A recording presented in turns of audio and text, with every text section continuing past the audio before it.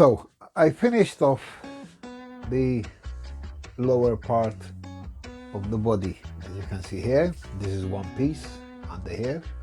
This is the original flooring. So the flooring here will be double to add strength to that part I told you about in the beginning of this video, where the floor isn't all that steady.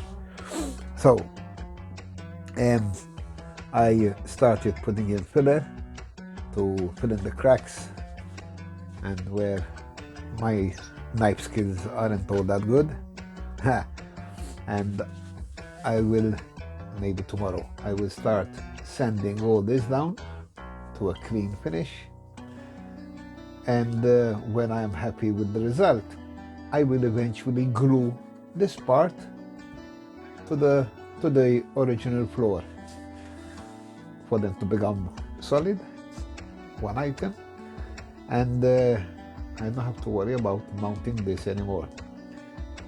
These 6, there's 2 more in here, holes, just slide over 6 screws coming from the bottom of the body mounts, those cross members I have across the front part of the chassis, and I will have nuts from the top and tighten it into place. And if that is not enough, we will see later what we can add for stability. But for now, it looks okay. So I will eventually even use filler here to try to mask this as one door here, one part, the one complete door with no seams here. This seam here, wait till I get something I can point with here. It's only fitting I use this. This seam here will go down here, come up here, and meet this other seam here for it to be one door. If worst case here it becomes a bit touch and go after I sand it all down, I'll put a sticker over it to cover as much as possible the defects. But I think for now that's about it. Oh yeah, there's one thing I want to show you guys. Let me lower the camera a bit. Excuse me for the shakes. So, coming from the front like this, it's pretty much empty here. And on the front, let me see if I have a piece of material. No, I don't have any handy. Anyway, here I want to put a panel. First of all, I want to cover this up. And I want to have a metal panel. It will act like a bumper, for lack of a better word, maybe a guard. Yes, a guard. It will be maybe there will be a gap between it and the body, and this guard will not be attached to the body. It will be attached to the chassis, so it will have metal mounts as well. So when I knock into the rocks, and I know I will, head on like a bull, the body has sufficient protection up front for itself. That's it for now. Next time, hopefully, I will show you more progress. Hopefully I will have, excuse me a minute, there we are, a bit higher.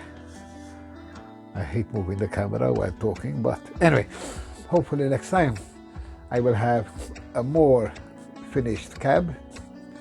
I will be able to show you some of the interior. Oh, by the way, the roof will not be glued on the roof. It will be on with magnets, because I want to be able to, first of all, access the interior, to work on it, and use to put scale items in there. I want to put a bed in the back, maybe some furniture, some form of furniture, I imagine. The seats for the driver and the passenger, center console, dashboard, steering, well, you know, what you normally find in a truck with a cab in the back, and with a sleeper in the back. So I want to have access, and plus that, I want to be able to show it off. You know, I want to be able to take my roof off and enjoy what I did inside there. Anyway, so hopefully next time I'll have a more finished product for you, and maybe we could start painting. I don't know. Anyway, when I start the interior is because the exterior is ready for paint.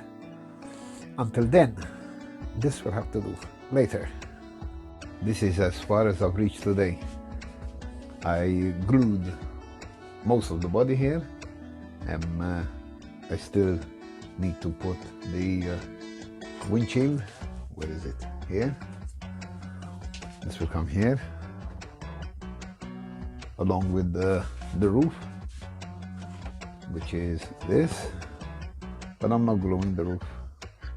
I don't think I will anyway. I think I've already mentioned this, but I need to access in there for maintenance, show, or whatever.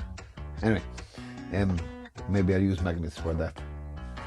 Inside there, for reinforcement purposes, because it's not glued here, okay, but still, it's quite a stretch and there isn't much strength here. I want to put this in here, behind the driver's seat. Both for reinforcement and as a slight partition between the cab and the sleeper. Let me zoom in. Here, the sleeper, and the driver will be here. This is a seat here. Of course, the flooring will be arranged to cover those holes, and I might hang a curtain truck style and put it over to one side, open or shut, whatever. Anyway, it's going to slide, and that's it for the interior. Oh, dashboard. Of course, I might use the center console that came with those seats. Those seats came out of a Jeep Wrangler, the China version, my red Jeep, and this is the center console. I'm not sure if I'll use it. It's not very truck looking. Hang on a minute, you can't see it. It's not very truck looking, but it's a waste not to use it or throw it away. But maybe I'll build something myself. Anyway, for now, when I finish gluing the partition, the windshield, and do the interior, I will start applying putty or Bondo, call it what you want. I believe Bondo's a brand. Anyway, and rubbing down to cover all these joints. Oops, cover all these joints.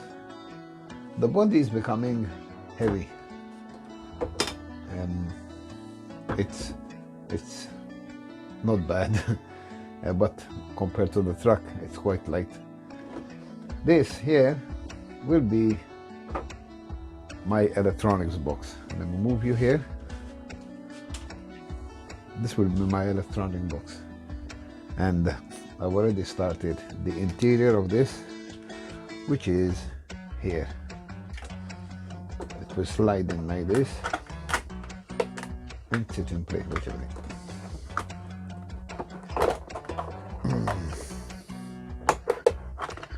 There we are.